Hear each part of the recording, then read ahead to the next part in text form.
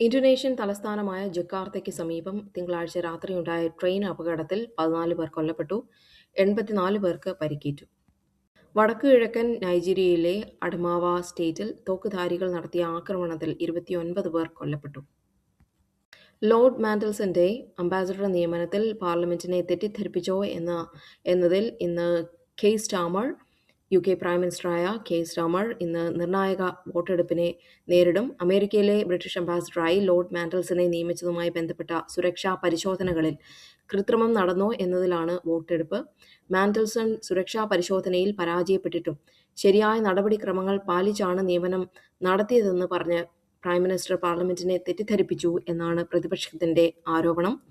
Care സ്റ്റാർമറുടെ ഈ ഒരു നടപടിയെക്കുറിച്ച് privileges committee അന്വേഷിക്കണോ എന്ന് എംപിമാർ ഇന്ന് വോട്ട് രേഖപ്പെടുത്തി തീരുമാനിക്കും. ലോർഡ് മാൻഡൽസൺ തുടക്കത്തിൽ സുരക്ഷാ പരിശോധനയിൽ പരാജയപ്പെട്ടുവെന്നും എന്നാൽ ഈ റിപ്പോർട്ട് മറികടന്ന് അദ്ദേഹത്തെ നിയമിക്കുകയായിരുന്നുവെന്നും റിപ്പോർട്ടുകൾ സൂചിപ്പിക്കുന്നു.